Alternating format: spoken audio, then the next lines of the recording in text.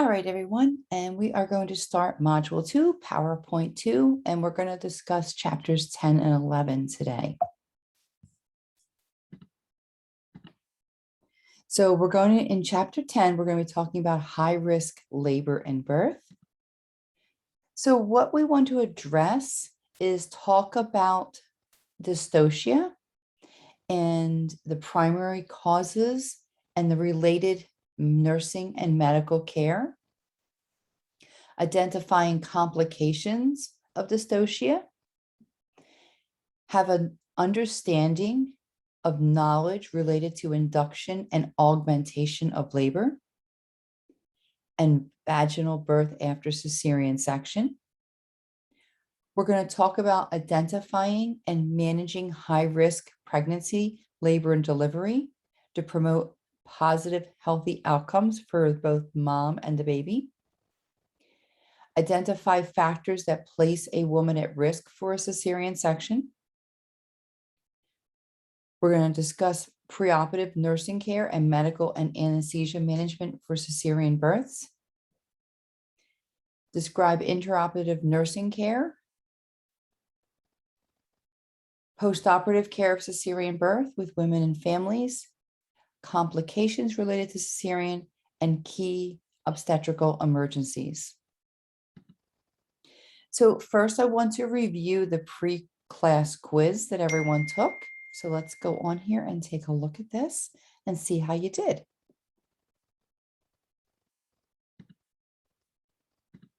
All right, so the first question, what is dystocia? And dystocia is difficult labor with slow labor progress. Hope everyone did well on that question. Number 2, cervical ripening. Cervical ripening is defined as the softening, thinning, and dilating the cervix in preparation for labor and birth. The third question, in a cesarean birth, the birth of the infant is through both an abdominal, the skin, and a uterine incision, and true or false? And the answer is true.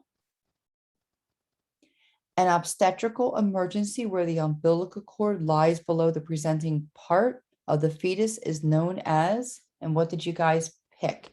You can put your answers also in chat. Prolapse cord. And the last question, a nurse caring for a pregnant woman with a prolapse of the umbilical cord knows that important nursing action is, and we've talked about this last week, correct, placing the client in the knee chest position. So I hope everyone did well. I will release the grades of the quiz once all of the cohorts have taken the quiz. So what I'm going to do today is what I call a flipped classroom method. So what I had you do was listen to the full recorded lecture, and then I'm going to go over some areas that I find students struggle with, use case studies, gaming, videos, and questioning to go over those content areas. So just a little bit of terminology. So a lot of times students get labor induction and labor augmentation really confused. And they'll be like, okay, which one are they talking about, induction or augmentation? So labor induction, inducing, think you're inducing, okay? So that is the stimulation of the uterine contractions before the spontaneous onset of labor. And that can occur with or without the rupture of membranes for the purpose of an accomplished birth, okay? So this is prior to, before the onset of labor. So keep that in mind. Labor induction, we're inducing it. We want it to happen. Labor augmentation means we're making some type of a change. Think of what that word augmentation means. We're making some type of a change to something. So in labor augmentation, we basically have failure to progress. So it's artificial stimulation of the uterine contractions when the spontaneous contractions have failed to result in progressive cervical dilation and descent of the fetus. So induction, no labor has occurred yet. We are stimulating the uterine contractions before the spontaneous onset of labor, and augmentation, we're making changes because they're having a failure to progress. So what would be an example of labor induction? When would you hear of someone who needs to come in to be induced? So think about that. What are some times when they would need to be induced? So think about they are post-term, which we're going to talk about. So that is you'll see that very common. So think about that, and we'll go back to that. Cervical ripening. Cervical ripening is the softening and the effacing of the cervix. Remember, what did we talk about? True versus false labor. True labor, we see cervical ripening and effacement of the cervix. So this is helping that progress along. And then the next one, you'll hear a lot of terms, especially in clinical, you may hear them use this term VBAC. You're like, VBAC, like, what is a VBAC? So it's basically a vaginal birth after a cesarean section. It used to be once a C-section, always a C-section years ago. And now they try to allow the woman, especially that's in her birth plan, to try this. And we're going to talk about some different times when it's not a good idea to have a VBAC. So we'll go over that.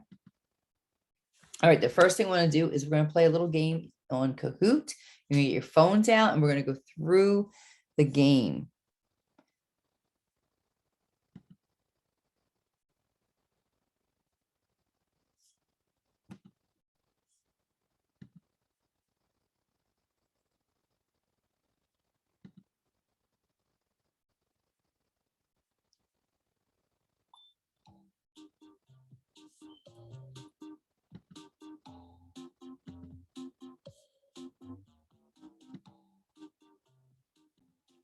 Okay, we're going to start the game.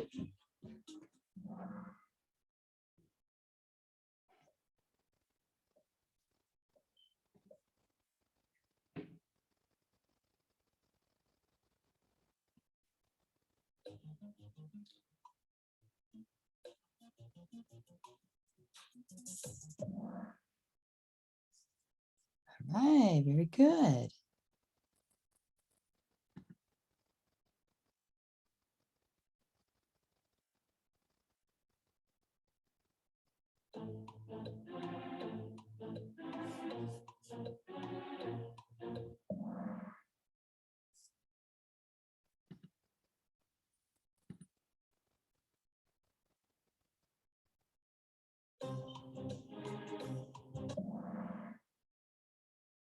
Oops.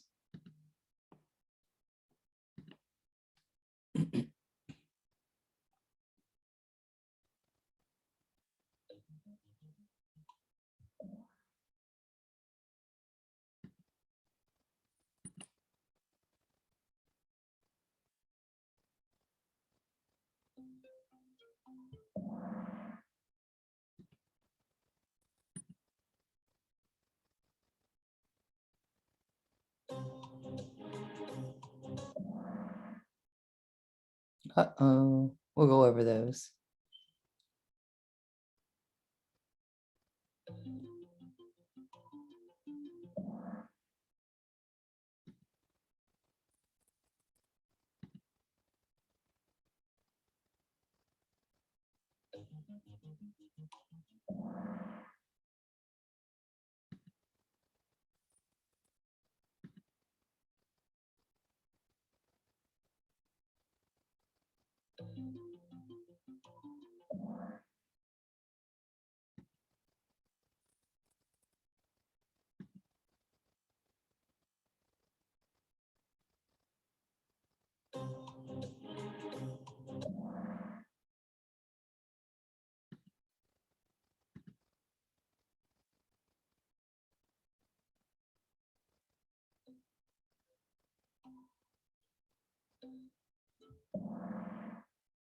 Good job.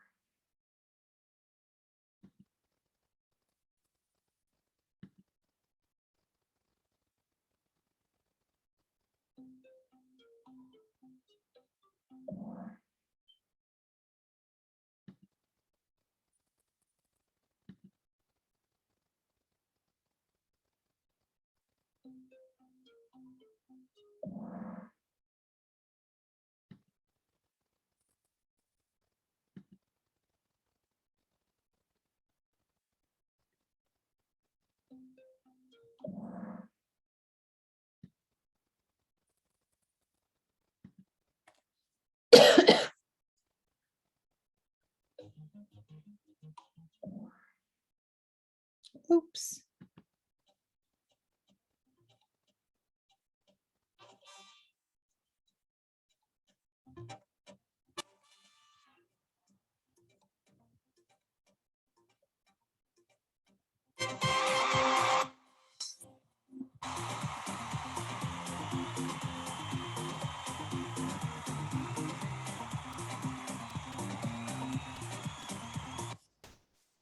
All right. All right, so let's talk about dystocia. So what is dystocia? Dystocia, if you think about your prefix DYS, I know I talk about a lot of medical terminology, but I think it helps it means difficult. So difficult labor. What are some reasons for that? We talked about this last week. Think about what are some reasons for a difficult labor? Large baby, pelvic disproportion, right? They're transverse, very good, very good. This also can induce a lot of fear, concern in the mom. It can increase the risk for postpartum hemorrhage. So if that labor is prolonged or very, very long, it can increase the risk for postpartum hemorrhage. And we're going to talk about that also with precipitous labor. Precipitous meaning the labor, the delivery is less than 3 hours. So we're going to talk about, you're going to see that in both ends. And it puts the fetus at risk for hypoxia, CNS depression, and respiratory distress. So now we talked about labor induction and labor augmentation. So labor induction may be necessary when the cervix is unfavorable for the use of any type of ripening agents. So I want to show you this little video on induction and augmentation to kind of really solidify these two terms for you. Induction and augmentation. Most women start labor naturally. However, there are some very specific reasons for which you may need assistance to either start or strengthen your contractions. Starting labor is called induction, and strengthening labor is called augmentation. It is important to have a conversation with your healthcare provider about the risks and benefits of these procedures and their practice preferences before going into labor. This will help you make an informed decision about your care. There are various methods for induction. The following two types both soften and prepare your cervix for labor and may start contractions. Prostaglandin is a medication inserted vaginally and applied to the outside of your cervix. A Foley catheter is a deflated balloon tube placed through your cervix and then filled with fluid. You will be asked to come to the obstetrical care unit the day or evening before your induction. At this time, your healthcare provider or delegate will review the information and answer any further questions. After the procedure is done, you will stay in the triage assessment area for 1 to 2 hours to monitor how you and your baby are doing. After this, you and your healthcare provider or delegate will discuss whether you will be admitted or go home. If you go home, your nurse will provide instructions about when you should return to the hospital. You may need to return when you are contracting every 5 minutes, if your water breaks, if you have bright red vaginal bleeding, if you are not feeling the baby move, if you are unable to manage your contractions at home, if the Foley catheter comes out, or if there is any other reason you feel you need to return to the hospital. If you go home and labor doesn't begin by the following morning or within 12 hours after insertion, a nurse will call you to plan the time of your return. You should eat light meals and drink plenty of fluids while at home. Once you come back to the hospital, your healthcare provider or delegate will discuss with you the next steps. These may include breaking your water, the sac of amniotic fluid around your baby, and/or giving you artificial oxytocin. This artificial version of the naturally occurring hormone, oxytocin, is given to you by intravenous infusion and will cause your uterus to contract. After the breaking of your water or the start of oxytocin, you will remain in hospital until the baby is born. Augmentation may be required if you are already having contractions, but your labor is not progressing. This can be done by either artificially breaking your water or with the use of an intravenous infusion of artificial oxytocin. You will remain in hospital until the baby is born. There is a pamphlet available for more information on induction and augmentation of labor. So now hopefully you have a better understanding about the difference between labor induction and labor augmentation.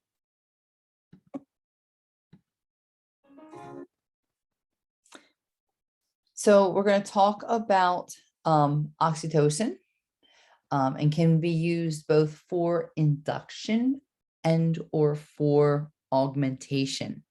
So it's an effective method that will initiate those uterine contractions. And they want to have an adequate pattern of uterine contractions, but they don't want to bring on tachysystole. They don't want to have hypercontractibility of those uterine contractions, so that, they want to have that fine line.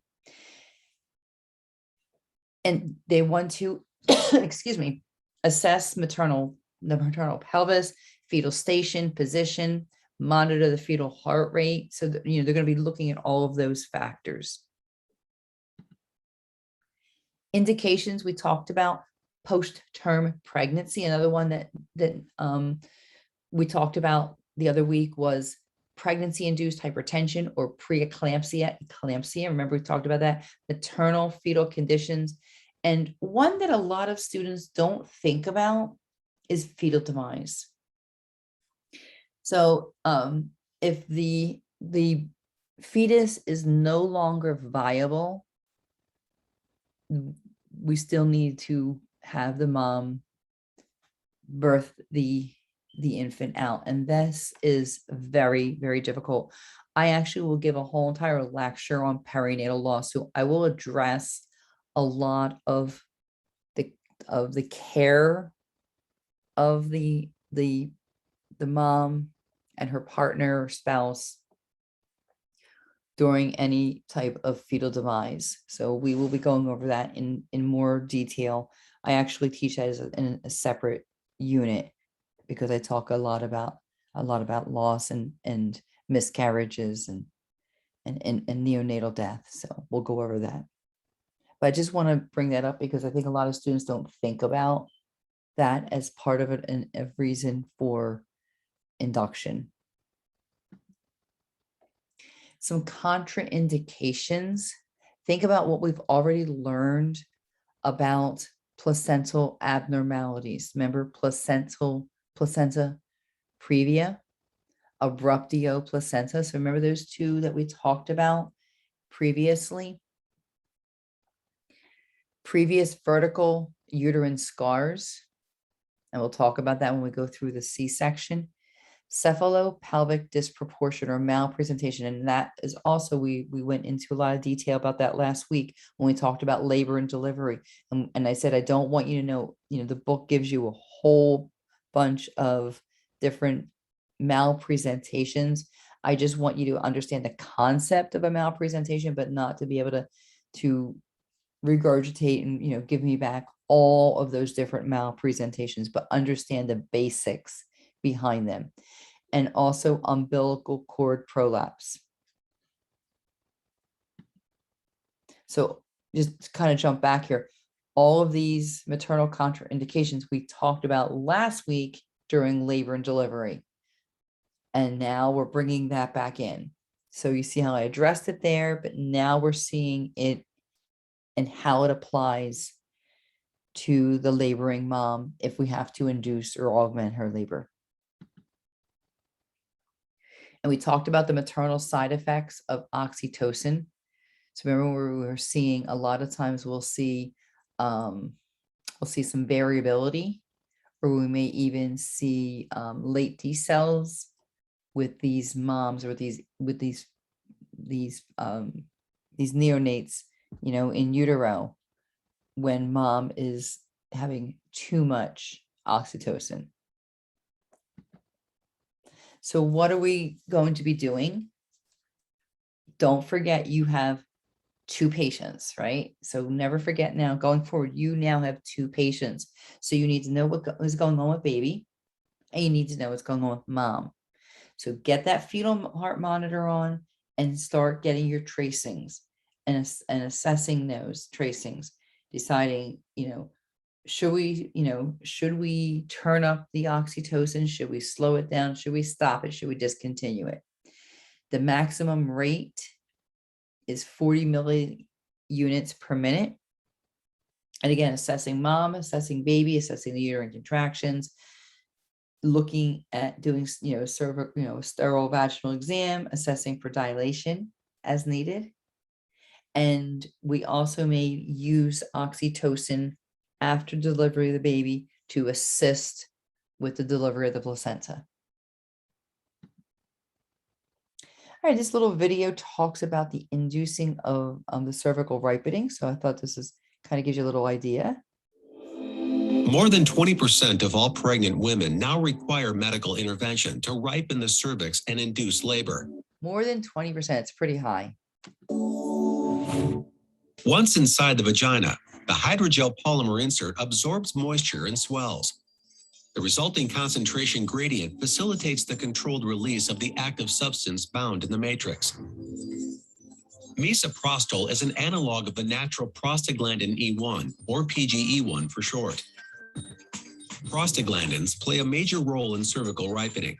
While both prostaglandins are associated with the remodeling of cervical tissue, only misoprostol influences uterine contraction.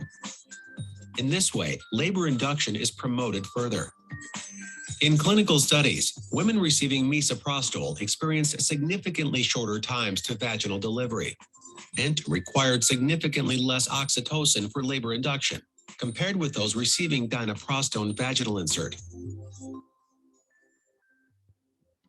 Now, although it was an ad, and there's a couple of them that I use because I like the visual that it gives.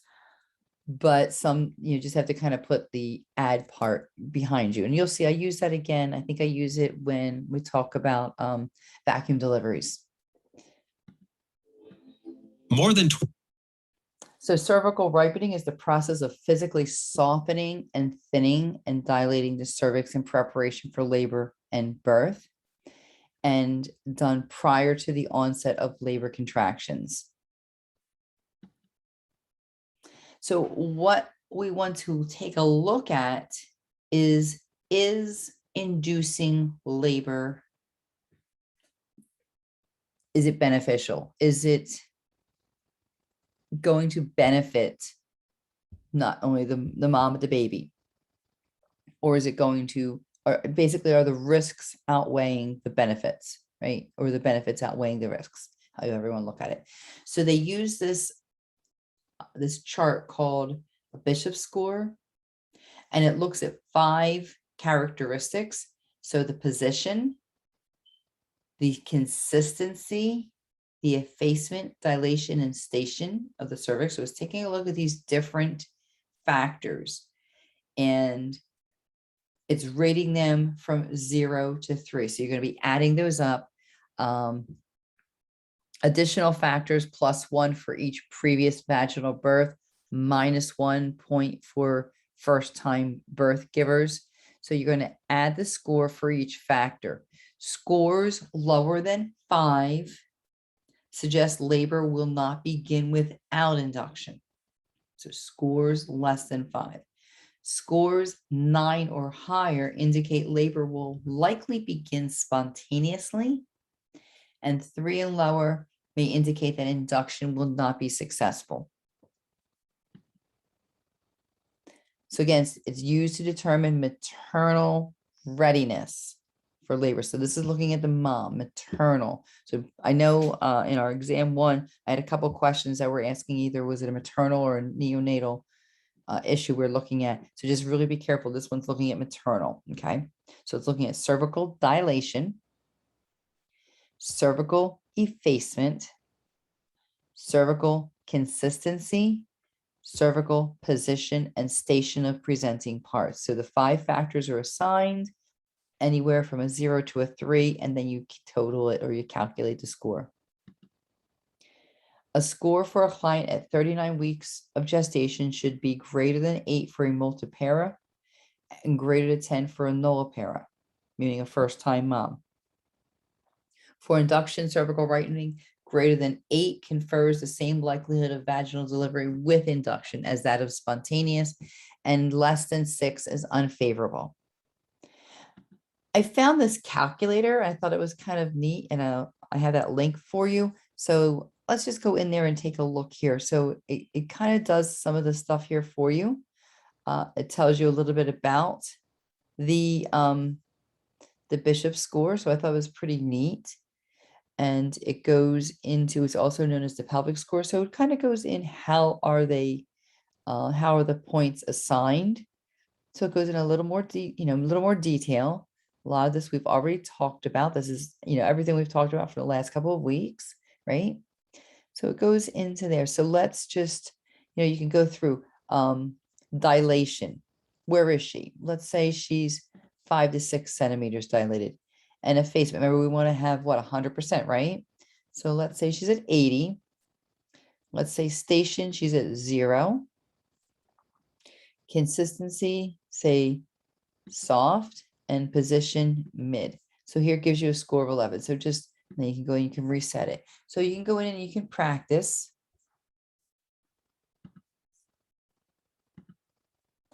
All right, what we're going to do now, I'm going to put everybody in a breakout room and give you about, I would say about 20 minutes. I'm going to pull up this article here for you. This article talks about the use of oxytocin in labor and its legal implications. So I want you to go through and read it, but where I want you to pay particular attention to is, and this should all be familiar from everything we've been talking about. So it's going to talk about oxytocin and litigation. So I want to talk a little bit about leadership and litigation and your role as an RN in assessment, right? And so I want you to pay special attention to oxytocin and litigation. It's going to give you a case study of a 26-year-old who came in for induction of her labor and then coming over into here. So I want you to go through, but again, pay particular attention.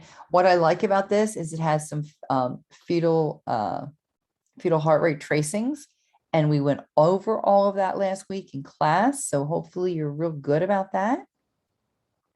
And I think pretty much everything in this article we have already addressed. So I think this is a great place to start. And so take about 20 minutes and we'll see where you are. Go through and read that. And then we're going to come back and we're going to discuss this. What could have been done differently? First of all, what are the nurse's responsibilities? What is she legally responsible to do? What should have been done in this situation? So I'm giving you a hint that there's some things that weren't done correctly. And how can we improve care? Okay, so take about 20 minutes and then we'll come back in and we'll discuss that.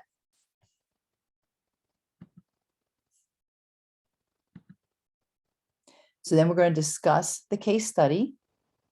And I have some questions here for the students and to invoke some more critical thinking and really get them to think and put this in an application way of looking at it. They get this information and sometimes they are in a silo. So I want them to kind of think, how would you handle this situation if you were the registered nurse? What would you delegate? When would you be calling the physician? What interventions would you be doing? So we'll be discussing that. All right, next we're going to talk about our different ways of cervical ripening. So we saw in the video, we saw some. So we're going to talk about some different things. So you can use medications. Another one is called hygroscopic dilators. And I gave you 3 different brand names. And let's just look at the laminara. So they're produced from dried seaweed. And what they do is they expand as they absorb water. over a 12 to 24-hour period. And then this leads to, remember we talked about maternal and neonatal forces that start the labor. So this is going to release that local prostaglandin, and it's usually used primarily during pregnancy termination. We talked about that as well. We talked about fetal demise, pregnancy termination. Balloon catheter, they showed that in the video as well. That is where they use a Foley catheter. So remember when you've ever put in a Foley catheter and you have to instill normal sterile water to dilate the balloon. So the same concept. And again, that is going to get that release, stimulate that release of the prostaglandin to initiate the uterine contractions. Another one is called sweeping or stripping of membranes, and that can be done in the office. They'll digitally separate the chorionic membrane from the wall of the cervix. And so you'll hear them say, I'm going to have you come in and stripping of them. You're going to do some sweeping or stripping of the membrane, send them home. And then, hopefully the labor starts shortly thereafter. An amniotomy is an artificial rupture. Remember, we talked about spontaneous rupture of membranes, premature rupture of membranes. Now we're talking about artificial rupture of membranes. They have not ruptured. Remember, I told you that sometimes they will be in active labor and they have to go in and rupture those membranes because the water has not broke. And they use this thing called an amni hook. Kind of looks like a crochet hook that they use to go in. And then the next one is external cephalic version. The fetus is rotated from breech to cephalic. And I think we watched a video on that. And we had a discussion about that with Professor Cohen. She was talking about some of her clients. Misoprostol, or also known as Cytotec, it's synthetic prostaglandin. Again, it's used to soften and ripen the cervix. And it can be inserted vaginally. And it is more effective than oxytocin, and delivery generally occurs within 24 hours, but it does have an increased risk for uterine rupture. So be really careful with using these products. So the initial dosage is about 25 mics, 3 to 6 hours apart. And Pitocin should not be used simultaneously or less than 4 hours after the last Cytotec dose. And we want to be monitoring that baby. You want to be monitoring uterine activity, her uterine contractions, and also the fetal heart monitor should be looked at continuously. When would we not be using this? When we have poor fetal heart rate tracings, if we have variable decelerations, late decelerations, frequent uterine contractions with moderate intensity, a prior C-section or scar, placenta previa, undiagnosed vaginal bleeding. Then you have your prostaglandin agents, your Cervidil. So Prepidil, Cervidil placed intracervically. And it gives a slow release, about 10 milligrams at a rate of 0.3 milligrams per hour over 24 hours. Advantage is that it can be removed easily. It has, a string very similar to a tampon, so it can be taken out very quickly and easily. It also demonstrates, cause of cervical ripening, shortening of labor, lower requirements for oxytocin during labor, and the women usually achieve a delivery within 24 hours. Disadvantage, that uterine hyperstimulation, non-reassuring fetal status as evidenced by the fetal heart rate monitor, high incidence of postpartum hemorrhage, uterine rupture, and this should be used in caution with women with cardiovascular, liver, or kidney function, or with anyone with a history of asthma or glaucoma. And then contraindications, we talked about this already. So if they, think of why are we doing a C-section? Remember, we had that uterine, that umbilical cord prolapse, transverse lie, previous classical C-section. We're going to talk about that. Vasa previa, complete placenta previa, abruptio placenta, previous myomectomy entering the endometrial cavity. Inducted augmentation is indicated, and these are different reasons why we would be inducing or augmenting. So we kind of talked about most of these already. I'm trying to see if there's anything we have not addressed. Risk of rapid labor or extensive distance from the hospital, we haven't talked about. Medical conditions, diabetes, gestational diabetes, hypertension, renal disease, chronic pulmonary disease. We talked about preeclampsia, eclampsia, premature rupture of membranes, fetal demise. So we talked about a lot of these already. And the other one to talk about is complementary alternative. So they may use these with or without, or these may be, used at home. So sexual intercourse, it is known that the male ejaculate contains a very rich source of natural prostaglandins. And also the female orgasm stimulates uterine contractions. And remember, we talked about when we learned about prenatal care, when it's safe to have sexual intercourse versus when it's not safe. So remember, we talked about as long as there's no complications, as long as there's no bleeding, as long as she's not dilating. So we talked, we went over all of that. Nipple stimulation is another one that is going to stimulate the release of oxytocin, which will help the uterus to contract. And then there's a lot of, your book goes into a lot of detail about different types of things like some herbal combinations, blue, black, cohosh, evening primrose, raspberry leaves. I'm not really a fan of the castor oil, I'm going to be honest with you. I've heard of people that say they want to use it or have used it. I've actually am kind of a little reserved about that. All right, so next one we're going to talk about is vacuum extraction. They'll use vacuum extraction in two instances. They may use it to assist with the C-section, or if they're having a difficult time getting the baby through the birth canal. So I'm going to show you a little. This one also, this little video is also an ad, for the Mighty One, which is what they're trying to sell, but they do a nice job with their video. And that's what I'm wanting to look at. I'm not here to try and sell you the Mighty One. From Cooper Surgical, the leading company dedicated to providing medical devices and procedure solutions that improve healthcare delivery to women.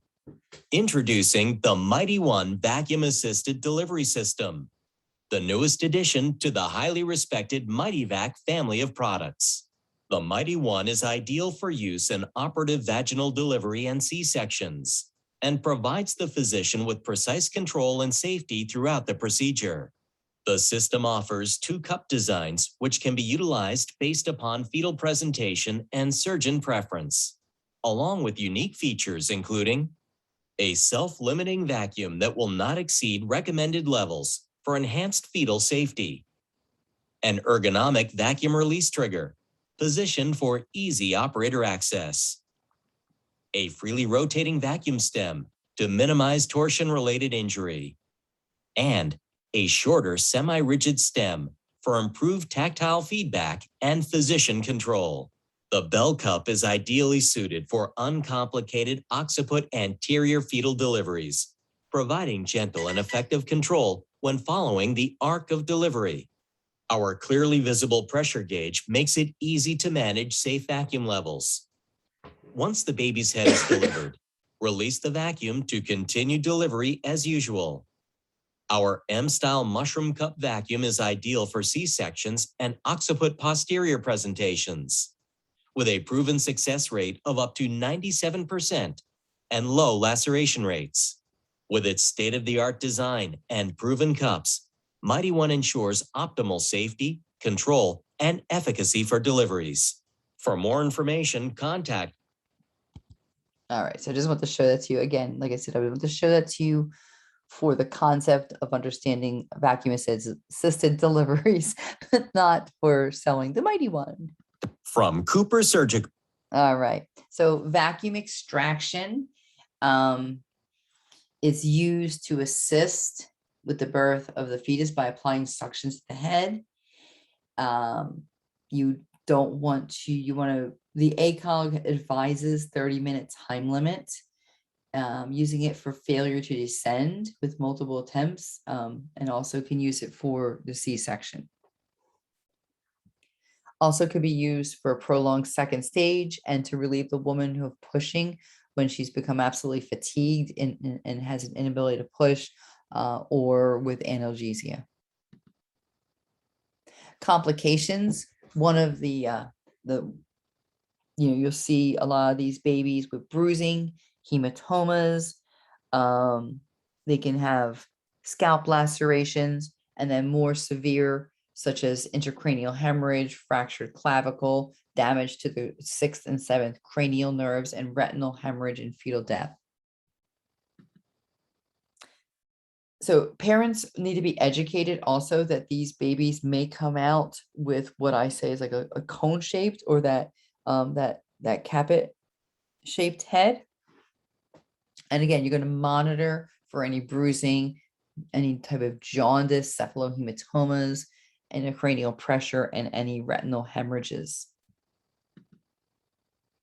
These tools here are forceps, and they are also used to assist in the birth of the fetus, providing traction.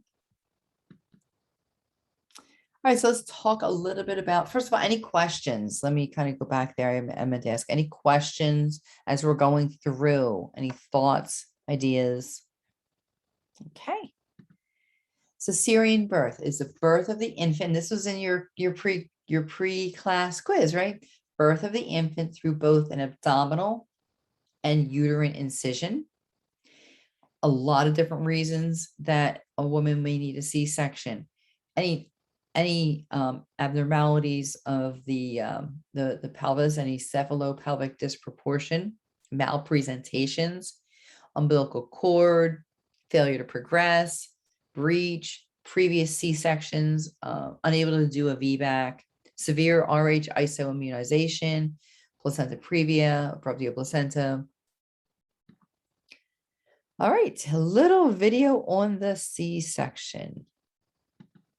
A cesarean section, often referred to as a C-section, is a surgical procedure in which incisions are made in a woman's abdomen and uterus to deliver a baby. Some cesarean sections are planned. More often, however, the need for the procedure becomes apparent after the onset of labor, when abnormal conditions make a vaginal delivery unsafe for the mother or her baby.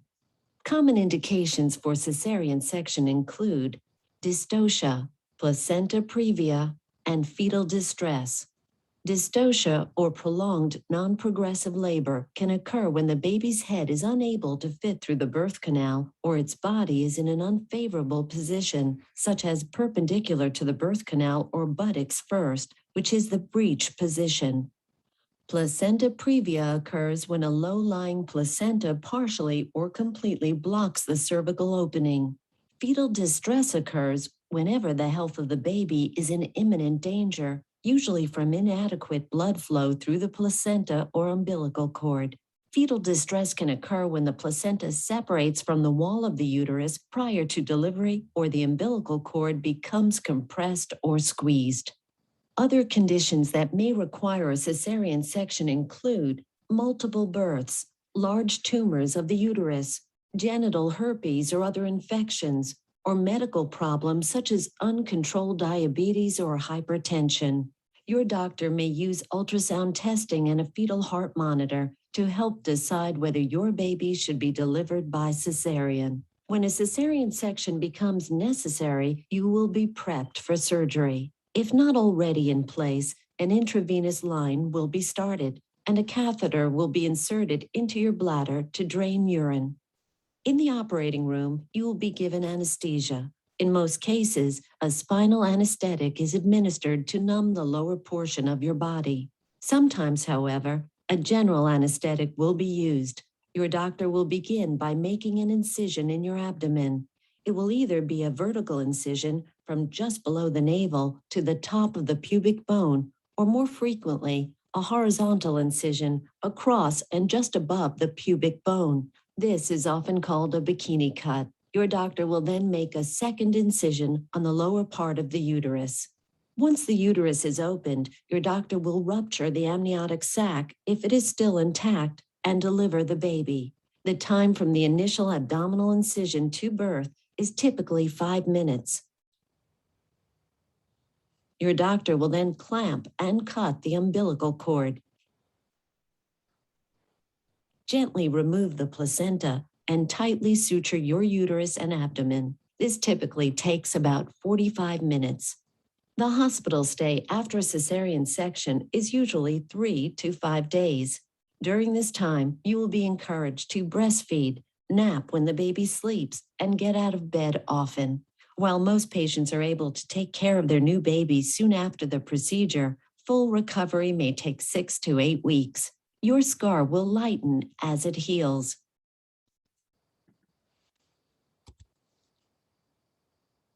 A cesarean section. All right, so I told you about the different techniques that they have. So you can have a transverse or vertical. Again, it's determined by time factor, patient preference, physician preference, and transverse made across the lowest and narrowest part of the abdomen. And vertical is made between the navel and the symphysis pubis. And that is quicker and preferred for an emergency situation. So the uterine incision is it's a choice of the incision affects the woman's opportunity for future vaginal births and risk for rupture of the uterine scar during after other pregnancies. So if you take a look here, you see the vertical there on your left, and you see the horizontal on the right. So the horizontal is more favorable for your VBAC, whereas your vertical not. No, it's going, so a lot of times they will try, as long as it's not an emergency, they'll try the horizontal. So what I want you to think about when you think about postpartum care of the woman who had a C-section is don't forget about your post-op care in general. So you learned about post-op care in med-surg too. So kind of go back and remember a lot of what I talk about and what I test is built on what you've learned in your previous courses. So think about, you're going to do your general, we talked about bubble heat, we're going to be doing your general postpartum assessment, but also remember that this woman has had surgery. Okay. So let's kind of look over it. So obviously they're going to be doing the infant assessment as well. So they're going to be assigning the baby an ABGAR score. And they're going to do any initial assessment or procedures the same as they did with the vaginal delivery, promote bonding. But now we want to get frequent vitals every 15 minutes until stable. And then Q 15 minutes times 4 for 1 hour, Q 30 minutes until discharged to the postpartum unit. You're going to be checking that perineal pad every 15 minutes, palpate the fundus. Now, this is going to be a little bit trickier than your vaginal deliveries because, she has that major surgery, right? IV oxytocin is administered to promote contraction of the uterus. Coughing and deep breathing exercises. That's what my C and DB stands for. Coughing and deep breathing. You've heard that before, right?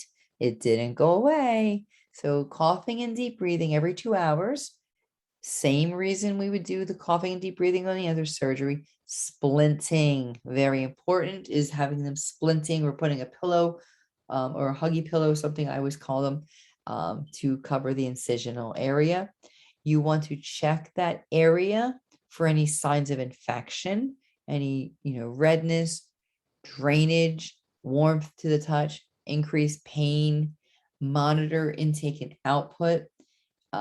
She had anesthesia, so you want to be doing, monitoring and doing your checks, vital signs, and all that. So you want to be checking, neurologically as well. Any questions so far? We covered a lot of content so far, so we'll see how everybody's doing. All right, what I did here is I am going to put you in another breakout room. Yay! This is where you get to interact with one another. I think this is really nice because when you're virtual, it's really difficult to interact with others in your class. So by putting you in a breakout room, giving you activities, I'm trying to promote that you work together, trying to promote socialization in the profession, and have you work as teams to come up and solve problems. So I created this C-section escape room, and you have that link. So what I'm going to do is I'm going to send you back into your breakout rooms. I sent that link to everyone in your email prior to to teaching, so everyone should have that in your email, and have one person share their screen. And I should have said that for your article too, but one person share the screen and one person be the recorder of the answers. And then when you go through it, you actually will go through, and you need to have the correct answer, the correct code to unlock the key to go to the next room. So that's how that works. And then I think 15 minutes should definitely do it. I will jump in and check and see how everybody's doing, but I think you should be good that, and then I'll bring everyone back and we'll talk about it. So let me just show you what it looks like. All right, so let's take a look and see how you guys did. All right, so I'm going to go through this whole thing. And so the first thing you're going to do, so the escape room, this is a virtual escape room with locked rooms. Each room will have activities that you as the RN must complete. The correct answers to these activities are entered as the key code to open the lock and move to the next room. So what you're to do is, as a team, determine the answer to each question. Designate a student as a team recorder and utilize the key code worksheet to keep track of your answers. You must answer all questions correctly in order to determine the key. The key code for each room is created from the question answer letter. The key code should be in all caps, no lowercase letters, no commas, and no spaces. For example, A, C, B, D. Once you have determined the code for the first 3 sample questions, you will be placed in the first escape room. So the first thing you're going to do is create a team name. So let's put this in preview method so we can go through this together. So let's say OB nurses. Well, here, let's clear the form. Okay, so let's create a name. Say OB student nurses. All right. Let's keep our cap blocks on. So the practice question, the first one, we have read the directions carefully and understand them. Yes, correct. So A, so somebody was writing that down. We did the required prep work for class today and are confident we can answer questions correctly. Of course we did. Letter D. This is better than having to sit through another lecture. And you should say B. So let's put the answers down for the first one. And remember, it has to be in all caps. So we're going to have A, D, B. Bingo, you got out of the first one. Okay.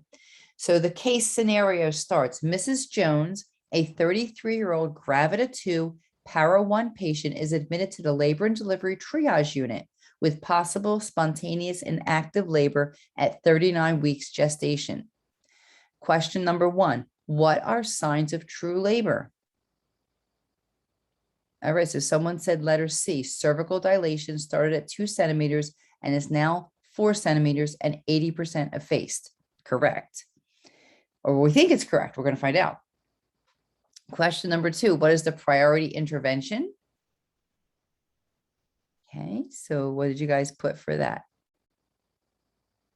B, you're saying assess the fetal heart rate because you're telling me that, remember, you have more than one patient. Very good. I like that answer.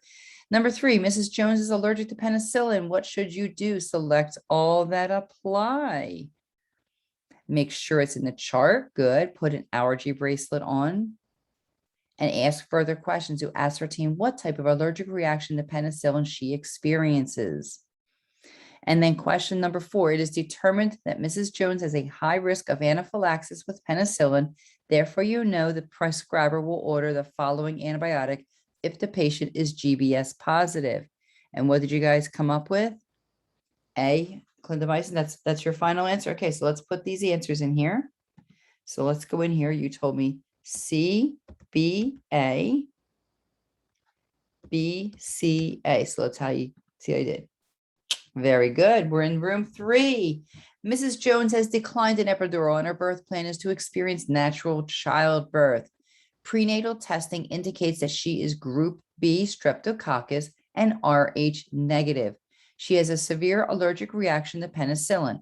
An IV catheter is placed in her right antecubital and clindamycin 900 milligrams IV every 8 hours until delivery is ordered. Vital signs are as follows. Blood pressure, I can speak today, 130/80. Maternal heart rate, 105. Respiratory rate, 16. You know what? I'm getting tired of reading. I'm going to have somebody else read this for me. Okay. So let's see. Jamie, temperature, 98.6. Fetal heart rate, electronic fetal monitoring showing heart rate of 130 beats per minute with no accelerations. Mrs. Jones is alert, awake, and in no distress. She developed gastroesophageal reflux at 36 weeks, previous spontaneous vaginal delivery at term. So the question is, you are ready to start her IV antibiotics. What should you do?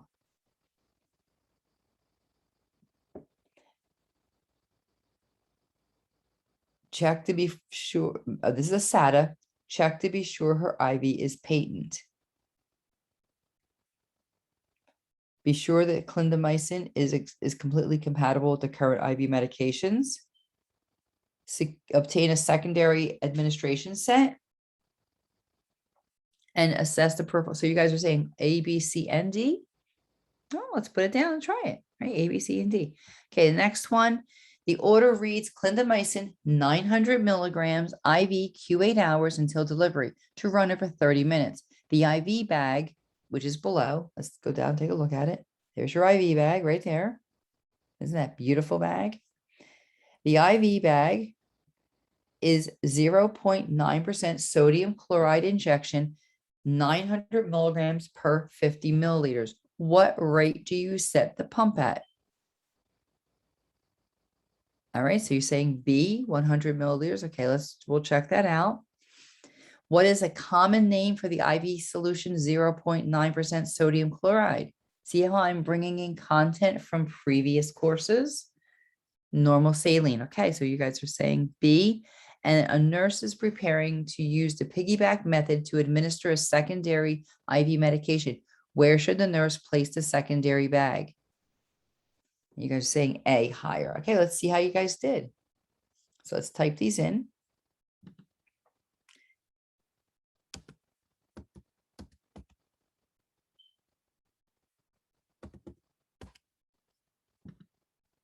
Excellent.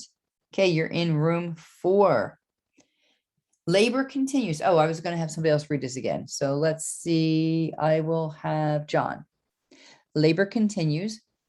Mrs. Jones is now 5 centimeters dilated. She has requested an epidural due to significant discomfort with contractions. The nurse notices an abrupt reduction in the fetal heart rate from the baseline. Question number 1. The following tracing is noted. See below. So let's go down and take a look at the tracing. What does the nurse suspect based on the fetal heart strip? Okay, so you guys are saying B. Upon performing a sterile vaginal exam, a segment of umbilical cord protruding from the cervix are noted. You know a prolapsed umbilical cord occurs when the umbilical cord is displaced preceding the presenting part of the fetus or protruding through the cervix. Risk factors for prolapsed umbilical cord include all of the following. And what did you guys say?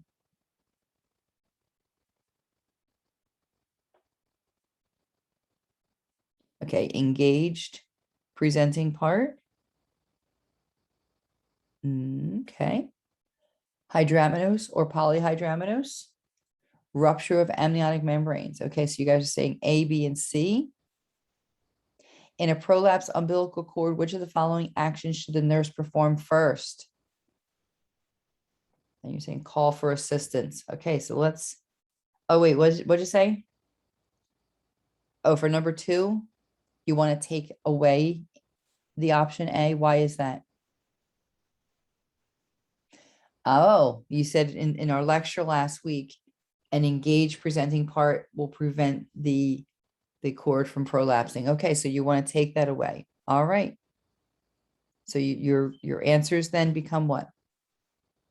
B, B, C, D. Let's see how you did. Very good. All right, we're in room 5, emergency C-section. After notifying the charge nurse, attending OBGYN and anesthesiologist, usual maneuvers to alleviate cord compression should be performed, and the team must realize the need for an emergency cesarean section. The nurse, using a sterile gloved hand, inserts 2 fingers into the vagina, accompanies Mrs. Jones to the OR suite, where the team is ready for an emergency cesarean section. During the procedure, a small transverse incision was made in the lower uterine segment. The neonate's legs were grasped and drawn from inside the uterus. The torso was delivered next, followed by the shoulders, and then the head was delivered. The neonate was passed to the awaiting neonatal team, and a 1-minute and 5-minute ABGAR were performed.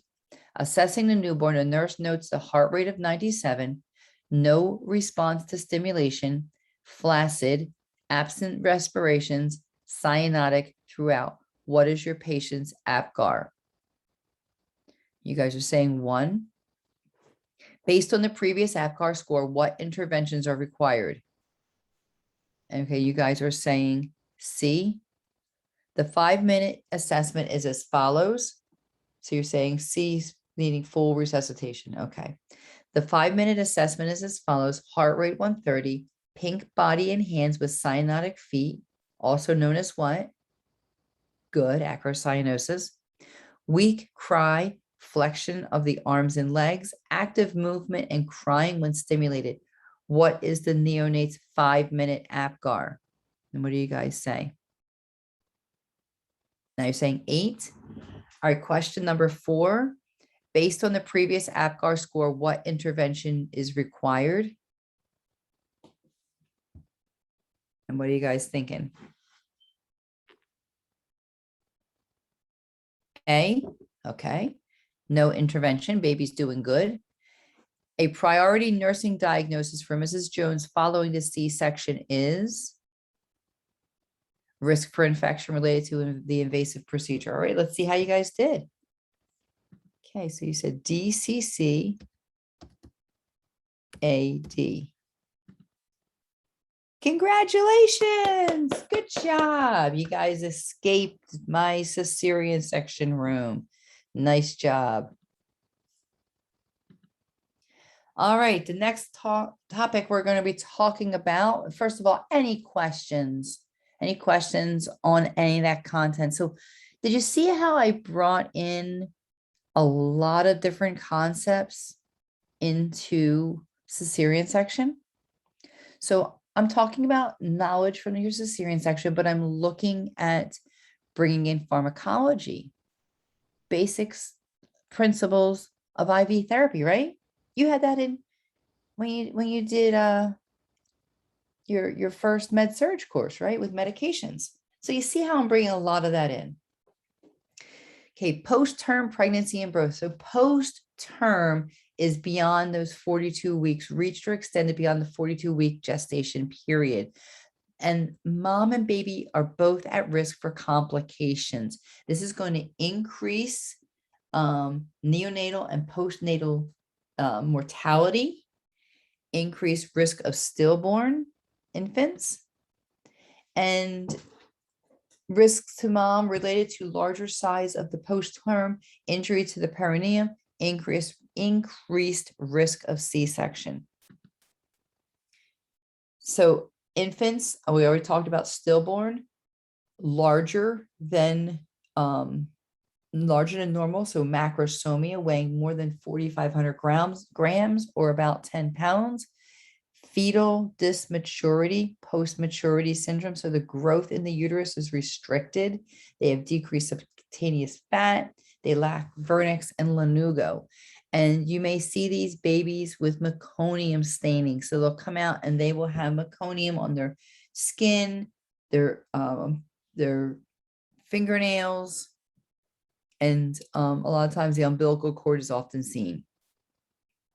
It may be due to oligohydramnios, like some decreased amount of amniotic fluid. The next one we're going to talk about is shoulder dystocia, which is an obstetrical emergency. Some risk factors that will place the baby at higher risk for shoulder dystocia is, again, that fetal macrosomia, that larger baby, gestational diabetes or maternal diabetes, history of shoulder dystocia, prolonged second stage, and excessive weight gain. And there you see where the shoulders are not, excuse me, making it through there. Risks: severe lacerations for the mom, up to 4th degree, peripheral neuropathy, sphincter injuries, bladder injuries, postpartum hemorrhage. And on the baby side, on the fetal side, delay in delivery, increases intracranial pressure, anoxia, neurological injury. You'll see these babies sometimes will have brachial plexus injury and fracture of the clavicle or humerus.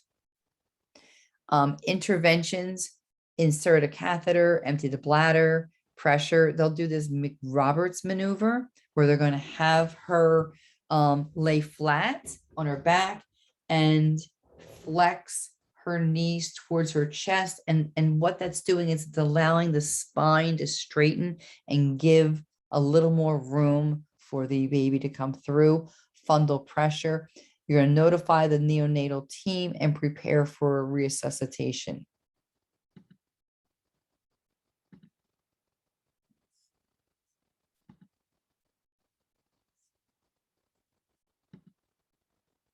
And I'll show you this on shoulder dystocia. Right. You're doing good. You're doing really good. It's a contraction. Okay, Denise, I know you're really tired. been Everything's doing this going so long. fine. I know, it's a big baby. This is the end, though. We're gonna have the baby in just a little. Shoulder dystocia occurs when, after delivery of the fetal head, the baby's anterior shoulder becomes stuck under the mother's pubic bone. See the head. All right, now, I'm concerned that we might have shoulder dystocia. Go ahead and start my timer, please. After the fetal head appears, time should be called out every minute and all procedures notated. Delivery must take place within 5 minutes, or irreversible brain damage can occur. Get ready with the McRoberts maneuver first. Put her head back, all the way back. The McRoberts maneuver is the most successful and least invasive maneuver. The team should lower the mother's head to about a 20-degree angle so that it's nearly flat. McRoberts, all the way back with the legs. Go ahead, one more push, Denise. Go, go, push.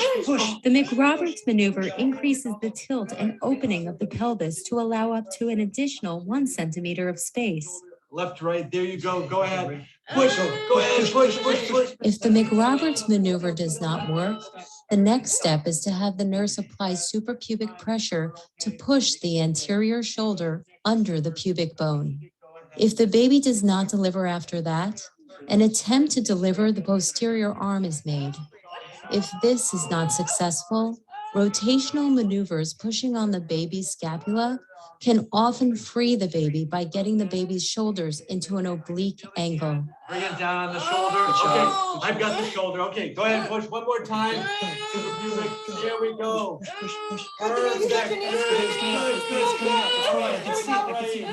Baby's out. Baby's out. The neonatologist will immediately evaluate the baby for the existence of any injury resulting from this delivery. All right, here we go. If attending family members are confused about the procedure, a nurse should be assigned to address concerns relating to the condition of mother and baby. Placenta out. I don't want you to bleed too much. It's been a long labor. As the doctor prepares for the placenta delivery, he will massage the mother's uterus while instructing the nurse to administer Pitocin, the drug commonly used to induce labor. Great. Don't want to tear that. Keep going. A little bit more. Push more? Yeah, a little bit more. Push a little more. Push. Come on. Great. Come on, give me a good cry. Okay, Dorothy, I need the Pitocin. Go ahead and give her 20 units IM right now, okay? Okay. Denise, this is gonna hurt. You're gonna feel my fingers in your vagina. When the placenta is finally delivered and the baby and mother are deemed healthy, the difficult procedure is celebrated as a success. It's gonna be all right. Good job. You guys did a great job. Thank you for your cooperation. Thank you.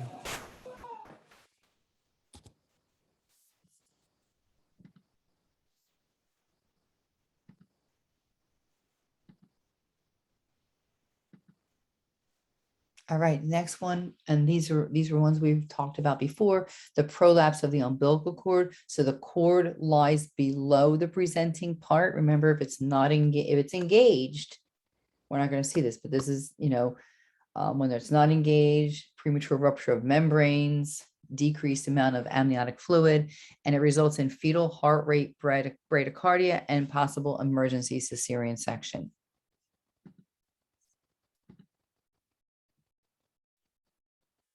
Another type of cord complication that can occur during labor and delivery is a cord prolapse.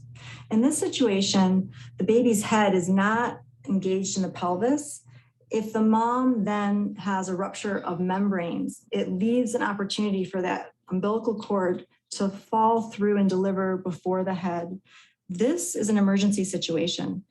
Once this happens, any part of that baby, whether it be the head, the shoulder, the body, will start to occlude the umbilical cord and cut off the oxygen source to the baby. The baby quickly develops hypoxia and eventually will develop hypoxic ischemic encephalopathy.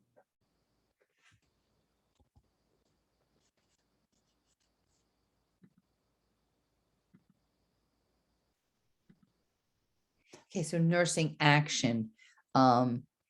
Obviously you want to summons help immediately, right? You need to get, all hands on deck, move towards an emergency delivery. You want to, sometimes you'll see them either elevate the presenting part, change position, such as the knee, chest position, get that oxygen on via face mask. Remember I told you it's not the rinky dinky little nasal cannula by 2 liters. You want to get 10 liters by mask. IV fluids, discontinue oxytocin if it is running, and get ready for prepare for a C-section. All right, so questions here for you. A nurse is caring for a client who has been in labor for 12 hours and her membranes are intact. The provider has decided to perform an amniotomy in an effort to facilitate the progress of labor. The nurse performs a vaginal examination to ensure which of the following prior to the performance of the amniotomy and position. Very good.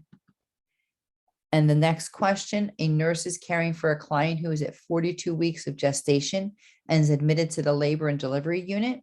During an ultrasound, it is noted that the fetus is large for gestational age. The nurse reviews the prescription from the provider to begin an amnio infusion.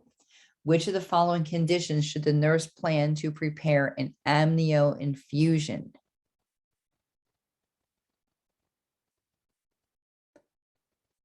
So oligohydramnios.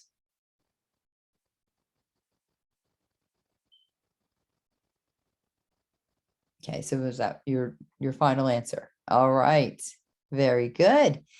Any questions? Any questions or concerns? I know we covered a lot of content, and I had you listen to my pre-recorded, the whole lecture. I had it pre-recorded, so you were to listen to that and send any questions to me. I didn't receive any questions yet in the discussion board. If anyone has any, please post them. A lot of times, if you have questions, someone in your class has that same question. So, and then others can answer it. I will go back and monitor those questions. So please keep those coming. And great job. You guys did a wonderful job. All right. Very good. Thank you.